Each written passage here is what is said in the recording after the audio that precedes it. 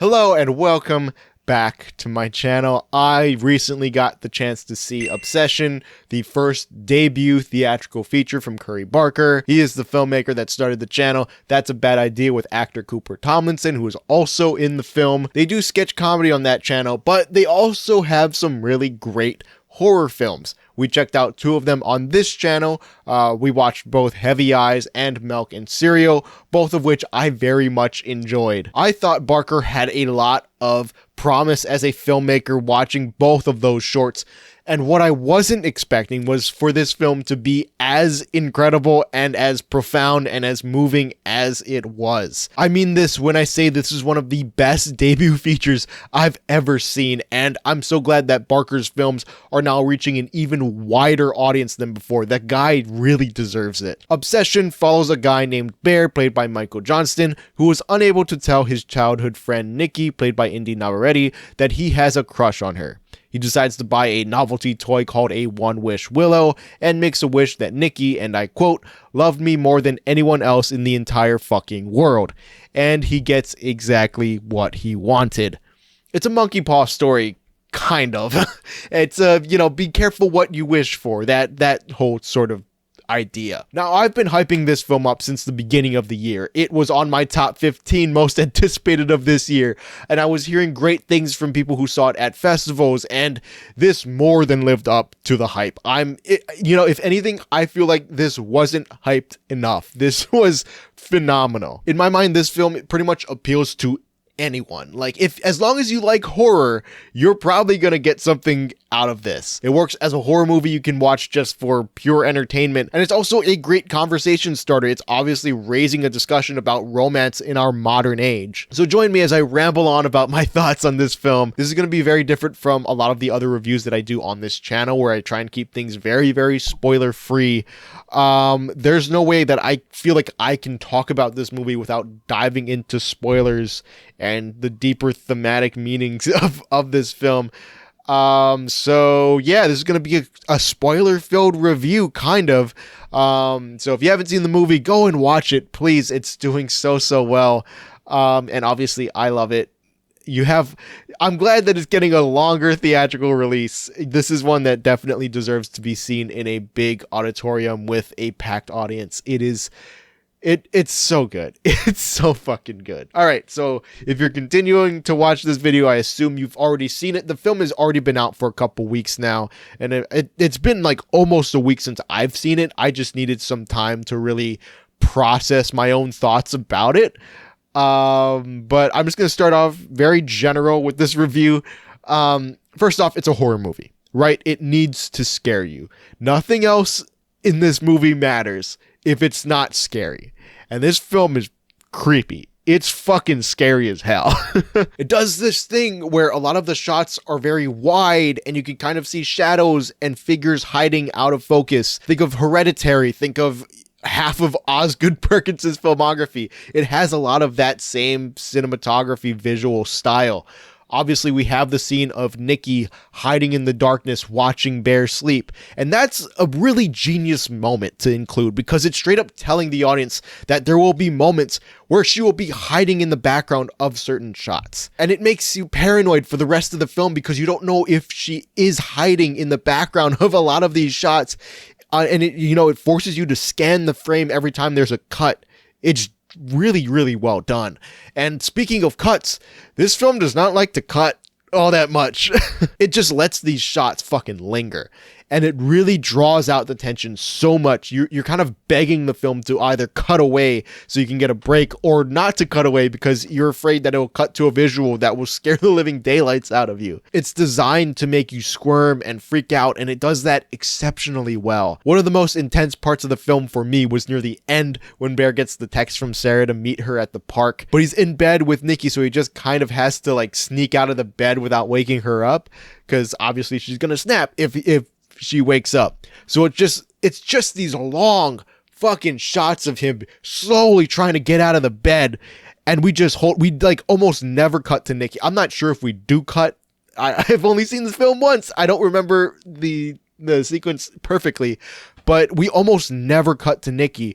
We don't know if she's fully asleep or kind of aware of his movements. We're just watching Bear try to stand up, and it's fucking terrifying because we're just holding on this guy. It just does not cut away. We're just watching him slowly move, and it's fucking scary, man. The lack of cuts in that scene makes us feel like we're there in that moment, and it just refuses to give you a break. It is so well done. Speaking of things that freak you out, holy fuck, Indy Navarrete. The Oscars better be engraving your name into that Best Actress award as we speak. The performance on display here is an all-timer. This is one that's going to make people want to become an actor. There are so many layers to this performance. She has to play Nikki kind of like a normal, cool girl, and then kind of like an alien or an infant trying to be human or experiencing life for the first time, and then also kind of like an evil deadite ripped straight out of Evil Dead. It's also, it's just a very physical performance with face and body contortions and weird movements. The range on display here is nothing short of insane and unpredictable. And the rest of the cast are all fucking fantastic here too. I mean, Megan Lawless and Cooper Tomlinson are both great in supporting roles, really grounding the story in a realistic way. Michael Johnston is fantastic here as well. Really a passive role. His character is essentially, it's boiled down to he's a coward. He's a coward. At first, you feel bad for him because he is a coward, and eventually you really don't feel bad for him because he is a coward. He's always looking for the easy way out of things. And Johnston he nails it. He's so good here. The key to the performance is the lack of change as the story goes on. His cowardice and awkward demeanor that was once endearing at the beginning of the film starts to feel more sinister and evil as the movie progresses. You realize his cowardice isn't from insecurity, but rather from his own selfishness and how he views himself. I mean it when I say this is a very evil character. It's fucking obvious to anyone that has eyes and has seen the movie that Bear is the villain of the story. Nikki might be the one doing all the outlandish crazy shit, but Bear is really the one responsible for everything that happens. And the scene where Nikki and Bear are at dinner really is the moment where the movie tries and really succeeds in making you lose any sympathy for this character. And I wrote this part of my review thinking that I was like, not thinking that I had some kind of profound thought about this movie, or I was like, this is an original thought. But I was just like, as I was typing this out and trying to formulate my thoughts, I was like, oh my God, the dinner scene is really where everything starts to really ramp up for this story. And I typed out this long thing and I was like, oh my God, this is also where my thoughts on the film were really kind of coming together. And then I go on fucking Reddit and some other guy has the same exact thought as me, where the dinner scene is the most important part of the movie. So I am not stealing the Redditor's fucking idea or comment or thread or whatever it is on Reddit that you call it. It's just a fucking coincidence that we both came to the same conclusion that the dinner scene is like the turning point of the story. And arguably the most important scene in getting you to understand both Nikki and Bear's character, or possess Nikki and Bear's character, I should say. But I'm going to read what I thought. I don't really know what the Redditor said. I'm assuming the Redditor is going to say something very similar to me. But I'm just going to read what I wrote down about my thoughts. Hopefully it's different. I don't want to plagiarize someone else's opinion. But this is what I came up with. Okay. But up until the dinner scene, up until the point you hit the dinner scene, you're like, okay, what he did to Nikki was an accident. He didn't think that snapping the One Wish Willow would actually work. He thought it was a novelty gag gift.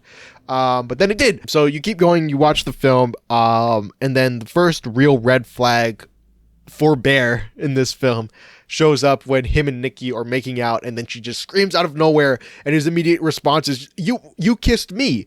He has no concern for Nikki's well-being. He has no real concern about what she's screaming at necessarily. He's concerned about Nikki thinking he's taking advantage of her. And that's red flag number 1, or at least that's the first red flag that I caught on to. Red flags 2 and 3 are present at this dinner scene, and you gotta bear with me on this, see what I did there. Because one of them is kind of a reach, and the other one is very much not a reach, and is fucking obvious.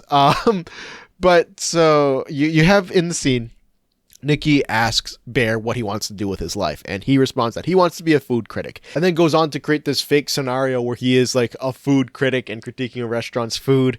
And on the surface, it's like a throwaway scene that doesn't play too much into the plot, but it's also the first sign the film is really giving us that Bear views himself as superior to those around him. This is reinforced later in the film when real Nikki asks Bear to kill her, and he responds with, well, what's so wrong with being in a relationship with me? You know, Bear, I do think that to a certain extent, Bear wanting to become a food critic is, you know, reflective of him always wanting like an easy way out of things, a very easy life where things are just kind of handed to him. And also, especially nowadays, I'm comparing, you know, food critics to film critics, where a lot of people on YouTube who try to become film critics are actively looking down on the art that they're watching and not trying to meet it at its level. And just based off of what we know about Bear from watching the film, I can guarantee you that he does view himself as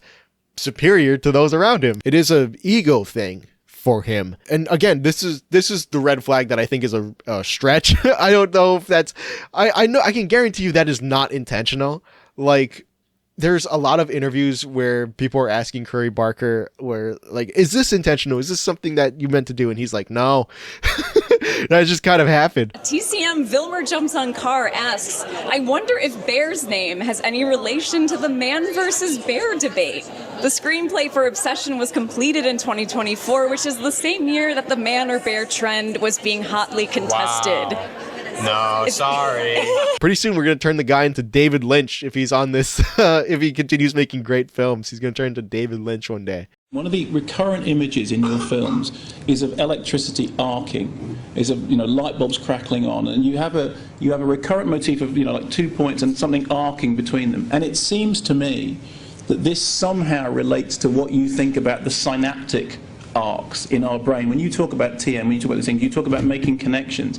It seems to me that that's what that recurrent visual motif is about. And I know you hate saying what things mean in your films, but am I right in thinking that that's at least in the right area?